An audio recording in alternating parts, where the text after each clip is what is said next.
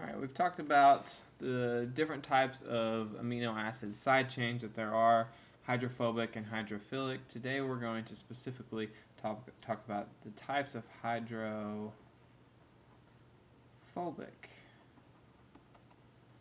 side chains. These are also known as non-polar.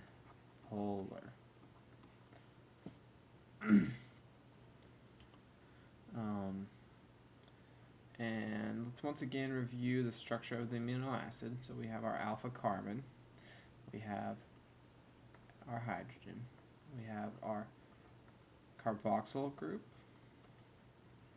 and we have our amino group right there. And then we have the R group. Today we're going to identify the different types of R groups. So when we talked about hydrophobic side chains, we said that the different types of hydrophobic side chains are normally going to be either carbons, hydrogens, sulfurs, or non-ionic nitrogens. Okay. So, whenever we're thinking about this, let's just go ahead and say the simplest thing. Start thinking of things that can go in this R group. Different atoms that we can put in this R group. Specifically different organic atoms. So hydrogens, carbons, oxygens, etc. And the absolute most simple one that we can put here is a hydrogen.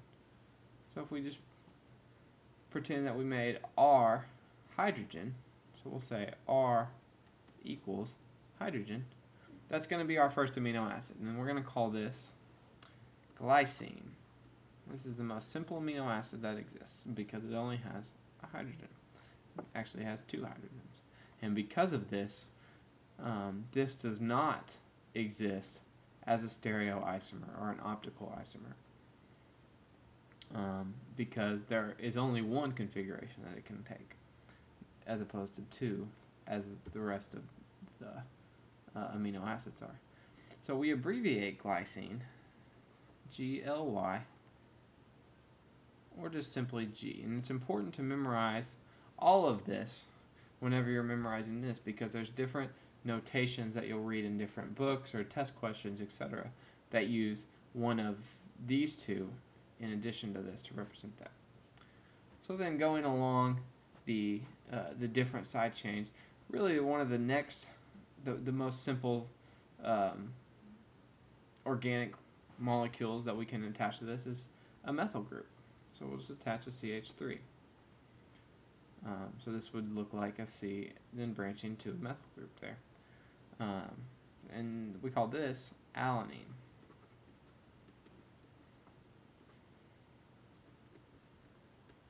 Or just simply A, right there. That's how it's notated. Moving along, I'm going to change colors here, and I'll tell you why here in just a second. You would think that the next most simple thing that we could add would be a ethyl group. However, there's not an amino acid that exists that contains this configuration. Instead, we'll just erase this 2 right here. There is one that exists in this configuration if you branch and add another methyl group off here, making this entire molecule an isopropyl group. We call this one valine. And this is notated VAL or simply V.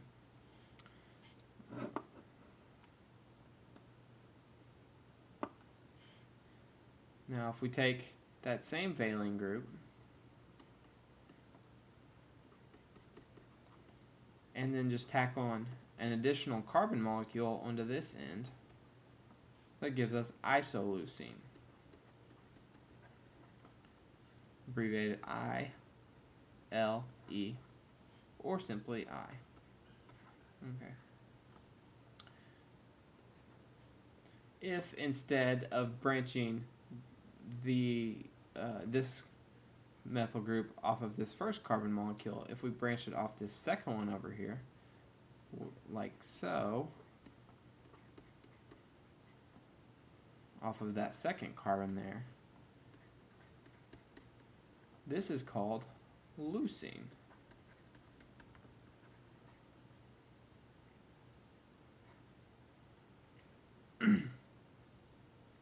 Which is abbreviated LEU, or just L.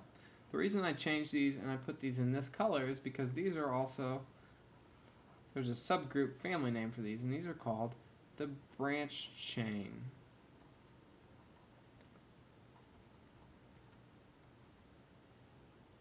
Amino acids.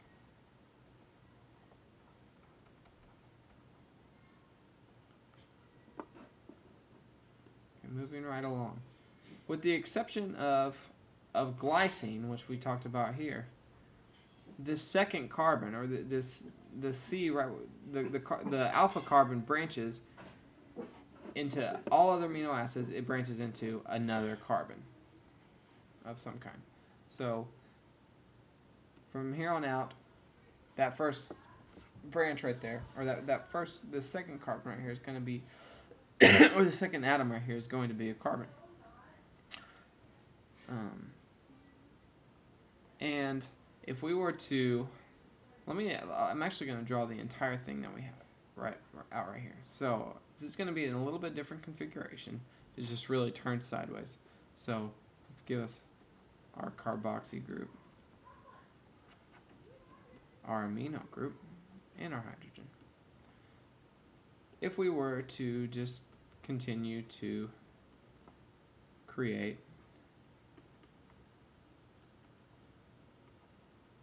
hydrogens, or groups right here. So right now, this is a propyl chain. And I told you we don't have an ethyl chain. Well, we kind of have this propyl chain, but instead of terminating at its own end and just kind of flapping out there, this actually wraps right back around and binds to this nitrogen, displacing some of these hydrogens here. So we'll actually draw it like this. I'll erase this out. It's nitrogen combined to three things. So we'll call this proline. Abbreviate that PRO, or simply P.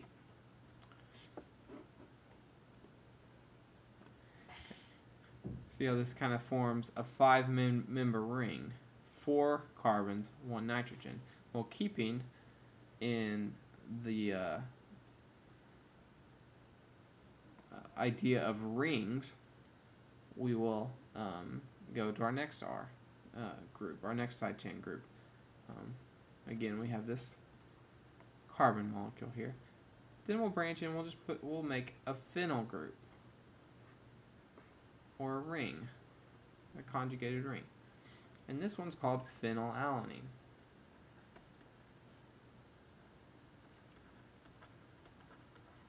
Which is abbreviated PHE, or F. And it's really simple. The reason it's called phenylalanine, because it has a phenyl group attached to a carbon group. Remember, we called this one right here alanine. This one right here, we just attach a phenyl group to the alanine, and we call it phenylalanine. This is not difficult. Biochemistry is a lot about learning the terminology, and often that terminology is self-explanatory, as it is in this case. So let's say we decide to add, let's change colors here, we decide to add a different molecule, or a different atom other than carbon. So far we've only used carbons. Say we decided to add a sulfur. Well, it just so happens that this is another amino acid, and this is called cysteine. Abbreviated CYS, or C. Let's go back over here. us a little bit more room on the chalkboard. Keeping in the same motif as cysteine with a sulfur group, this time we'll do our first carbon. We'll also add a second carbon, and then we'll have our sulfur group. But instead of just being an SH, we're going to hide that sulfur group in the midst of two carbons right here. And we call this methionine.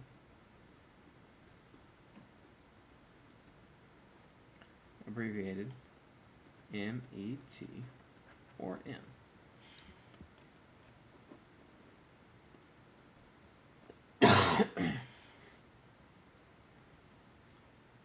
Lastly, to wrap up our study of the hydrophobic molecules, or the non-polar amino acids, we have a really complicated one called tryptophan. You may have heard this. A lot of people talk about why turkey makes you sleepy. They said because it's high in tryptophan. Why it is, I'm not really sure. But you have this first carbon here. Then it branches into another complicated ring structure.